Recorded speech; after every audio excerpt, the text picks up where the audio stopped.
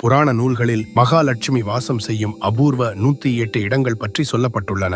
நாம் இவற்றை தொடர்ந்து வைத்திருப்பதாலோ அன்றாடம் நம் வாழ்வில் பயன்படுத்துவதாலோ தொடுவதலோ அதிர்ஷ்டத்துக்குரிய தேவதைகள் சக்திகள் நம்மை ஈர்க்கும் என்பது நம்பிக்கை. அந்த 108 இடங்கள் பற்றி தெரிந்து கொள்வோம். வெற்றிலை மேற்புறம், விபூதி, வில்வம், மஞ்சள், அட்சதை, பூரண கும்பம், தாமரை, தாமரைமணி, ஜெபமாலை, வலம்புரிச்சங்கு, மாவிலை, தர்ப்பை, குலைவாழை, துளசி, தாழம்பூ, ருத்ராட்சம், சந்தனம், தேவதாரு, அகில், பஞ்ச பாத்திரம், கொப்பரைக்காய், பாக்கு, பச்சை கற்பூரம், கலசம், சிறுக்சுருவம், கமண்டல நீர், நிறைகுடம், காய்ச்சிய பால், காராம்பசு நெய், குங்கிலிய புகை, கஸ்தூரி, புனுகு, பூநூல், சாலக்கிராமம், பாணலிங்கம், பஞ்சகவ்யம், திருமாங்கல்யம், கிரீடம், பூலாங்கிழங்கு, ஆலவிழுது, தேங்காய்கண், தென்னம்பாளை, சங்கு புஷ்பம், இலந்தை, நெல்லி, ஏள், கடுக்காய், கொம்பரக்கு, பவளமல்லி, மாதுளை, திருநீற்றுப்பச்சை,